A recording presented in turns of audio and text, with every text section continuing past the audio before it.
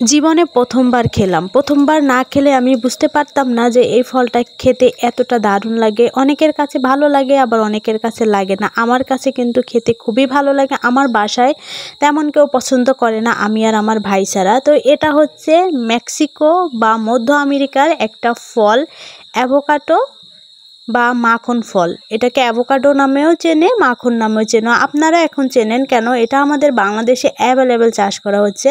এই ফলটাকে নিয়ে আসছিল একদম ফ্রেশ, কাঁচা একটা ফল ছিল, দেখতেও সুন্দর ছিল। তো পাকার পরে আমি এতটাই ব্যস্ত মানুষ, এটাকে আমি ফ্রিজে রেখে দিয়েছিলাম 2-3 দিন। তো আপনারা দেখে বুঝতে পারতেছেন এটা কতটা সতেজ ছিল। আমি এর চেহারা দেখে ফ্রিজ থেকে বের করার পর ভাবছি ফলটা পচে গেছে। অনেকেই বলতেছে এই ফলের জুস করে খেলে নাকি দারুণ লাগে। তারপরে কেটে দেখতেছি না, এর উপরের খোসাটা ডিসকালার হয়ে গেছে, ভিতরে ভালোই আছে, পচে নাই। আর এর ভিতরে যে বিচিটা ছিল, এটার ভিতরে দেখতেছি একটা শিকড় বের হয়েছে। এটা লাগালে নাকি গাছ হবে। তো আমি লাগিয়ে দিয়েছি। গাছ যদি হয়, ফল হয়, তারপরে আপনাদের সাথে গাছেরও একটা ভিডিও দিয়ে দেব। এরপর আমি উপরের খোসাটা ছিলে নিচ্ছি। ছিলার পরে দেখতেছি না, এটা ভালোই আছে, মোটামুটি ভালো আছে, খাবারের উপযোগী আছে। তে অনেকেই বলছে এটা জুস খেতে খুব ভাল লাগে। আমি তো বললামই, তো আমার আবার একটু আগ্রহ বেশি হয় কেউ যদি কিছু বলে। আমি যখন অ্যাভোকাডোর পিক্সটা শেয়ার করছিলাম আমার পেজে, তখন সবাই বলতেছিল যে এটা খেতে ভালো লাগে না। আমার কাছে কিন্তু এটা বেশ ভালো লাগে।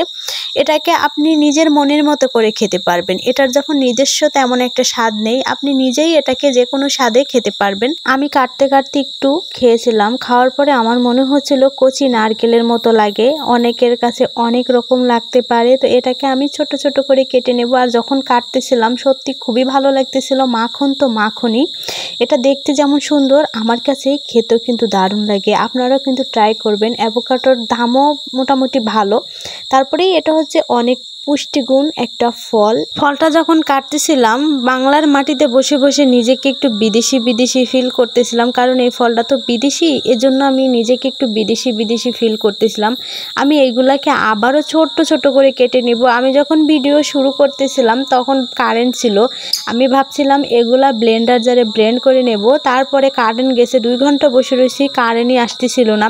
তারপরে যে এগুলারে কি করছি বললে আপনারা হাসবেন, হামানদিস্তাতেই পেস্ট করে ফেলছি। কারণ কারেন্টের আশায় বসে থাকলে আমার এই গরমে ঠান্ডা ঠান্ডা জুস খাওয়া হবে না। এজন্য আমি আর কারেন্টের আশায় বসেছিলাম না, আমি হামানদিস্তাতেই জুস করে ফেলছি। আমি এখানে ভালো করে দুধ জাল করে নিছি। দুধ জাল করার পরে চিনি দিয়েছি। চিনির সাথে আমি অ্যাভোকাডোর পেস্টটা মিক্সড করে নিছি। কারণ আমি তো বললাম হামানদিস্তায় করছি, মিক্সড করে নিছি। একটু একটু সবুজ সবুজ ভাব আছে। আপনারা চাইলে এখানে যে কোনো ফ্রুটস দিতে পারেন। তারপরে কাঠবাদাম, কাজু বাদাম, কিশমিশ দিয়েও পরিবেশন করতে পারেন। অনেক ভালো লাগবে। ভিডিওটা ভালো লাগলে শেয়ার করে দিবেন। আল্লাহ হাফেজ।